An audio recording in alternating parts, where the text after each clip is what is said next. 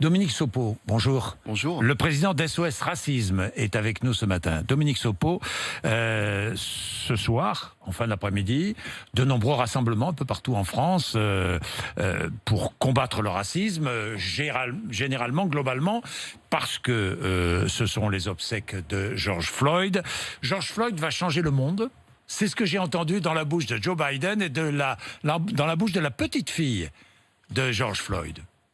C'est possible, puisque vous savez, les luttes pour l'égalité, les luttes contre le racisme, parfois reprennent de façon surprenante, à partir d'éléments inattendus, desquels on ne pensait pas qu'il y aurait des cycles de mobilisation qui reprendraient. Peut-être, effectivement, qu'on est autour d'un réveil, d'une conscience antiraciste, parce que ces dernières années ont quand même été des années où, et notamment on voit en France, l'ambiance des attentats a mis quand même beaucoup sur la défensive les luttes pour l'égalité. Et donc peut-être qu'autour de ce cas de George Floyd et d'autres éléments bien évidemment, il y a peut-être un réveil dans la jeunesse. George Floyd, très bien, c'est finalement... à l'image de la société américaine, mais on ne peut pas transposer la société américaine en Europe. C'est absolument impossible. Je vois toutes les comparaisons qui sont faites. Est-ce que vous la faites, vous aussi, est-ce que vous faites ce parallèle? Mais en réalité, ce qui est important, c'est la question de la lutte contre le racisme. George Floyd est une victime du racisme qui peut exister de façon spectaculaire dans la société américaine.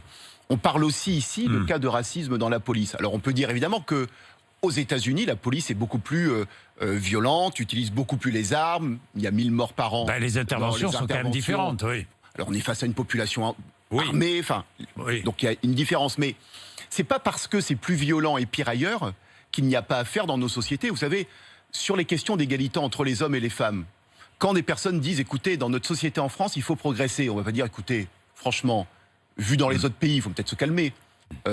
Oui, il faut progresser sur l'égalité entre les hommes et les femmes, quand bien même ce serait pire sans doute dans beaucoup d'autres pays à travers le monde. Donc aux États-Unis, il y a une situation qui est une situation de police qui utilise les armes de façon extrêmement fréquente. C'est beaucoup moins le cas en France. Ceci étant, il y a bien une problématique, par exemple, du racisme dans la police et dans la société française. Alors justement, le racisme en France, dans la police... que dites-vous, après avoir écouté hier le ministre de l'Intérieur, que je recevrai tout à l'heure, et que je demanderai plusieurs précisions. Que dites-vous ce matin? Ce que je dis, c'est que on commence à reconnaître l'existence d'un phénomène. Ça fait des semaines et des semaines que nous, on a interpellé le Premier ministre, suite notamment à l'affaire Dubico, pour demander que le chantier de la lutte contre le racisme soit ouvert au sein de la police nationale et plus généralement des forces de l'ordre. Police, gendarmerie. Oui, on peut dire qu'on n'a pas eu de réponse en réalité à notre interpellation qui a été faite avec beaucoup d'organisations et de personnalités. On commence avec l'avalanche de révélations, de faits, de témoignages à dire qu'il y a un problème, même si pour l'instant on continue, me semble-t-il, à être dans le fait que ce seraient des cas individuels. Mais que demandez-vous? Que devrait faire le ministre de l'Intérieur, Dominique Sopo? Déjà, vous seriez à sa place, vous feriez quoi devant ce phénomène? Déjà, parce que tous les policiers ne sont pas racistes. Il y a combien? 200 000 policiers et gendarmes en France. Oui, mais quand vous avez des groupes Facebook qui réunissent des milliers de personnes, où on voit des messages qui sont postés, likés, commentés, ou alors des personnes qui ne disent rien, comme si c'était pas suffisamment gênant pour dire quelque chose, excusez-moi, là il y a un gros problème. Donc la question n'est pas de savoir si 100% des policiers sont racistes, évidemment que non. Mais à partir du moment où on ne traite pas un phénomène, on le laisse se propager et pourrir une situation. Il y a toute une série d'éléments qui montrent qu'il y a un problème quasiment structurel dans la police. Il faut y répondre structurellement. Bien. Est-ce que les manifestations d'aujourd'hui en France sont interdites? En tout cas, nous nous rassemblons à la place de la République à 18h. Vous avez une autorisation? Je pense que nous l'avons demandé. Pour l'instant, on est plutôt dans de la non-réponse. Mais je pense que de toute façon, là, les autorités ont envie que les choses se passent bien. On veut dire ça comme cela. Et moi, j'ai une autre question à vous poser, parce que ça m'a aussi choqué. Autant on est choqué dès qu'on rencontre des actes ou des paroles racistes, mais je suis choqué aussi parce que lors de la manifestation en soutien à Adama Traoré, j'ai entendu le président de la Ligue de défense noire africaine. Vous savez ce qu'il disait? Il dit: arrêtons d'aller consommer chez les Blancs, dans les magasins de Maghrébins, dans les magasins de Chinois. Ce ne sont pas des propos racistes, ça? Condamnables et à condamner? Vous remarquerez que la personne dont vous parlez, lorsqu'elle parle de SOS Racisme, doit en parler dans des termes à peu près équivalents. Donc, est-ce que des poursuites devraient être engagées quand on tient publiquement de tels propos?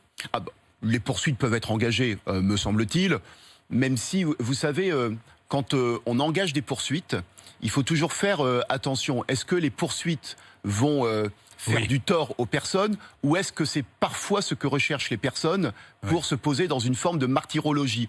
Et donc, vous savez, il y a beaucoup de personnes contre lesquelles nous n'avons pas déposé de plainte parce qu'on voyait bien que le processus dans lequel elles étaient était un processus très étonnant, un peu de cette nature.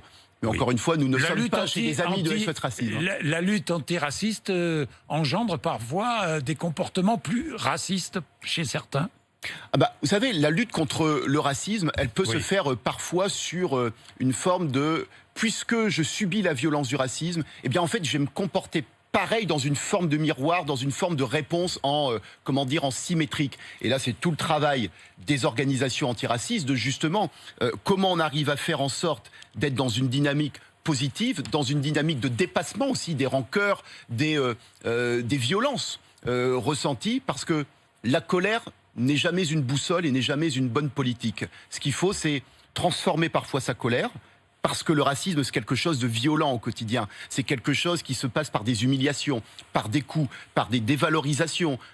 Parfois, les gens ne comprennent pas bien ce qu'est la violence du racisme et comment le racisme peut détruire littéralement des personnes. Eh bien, c'est comment on arrive précisément à ne pas rester parfois dans la haine, dans la colère ou dans la peur, pour être dans une forme d'engagement citoyen, pour améliorer la société et faire en sorte, d'être fidèle à ce que disait Martin Luther King. Nous devons vivre ensemble comme des frères, sinon nous mourrons tous ensemble comme des idiots. Merci Dominique Sopo.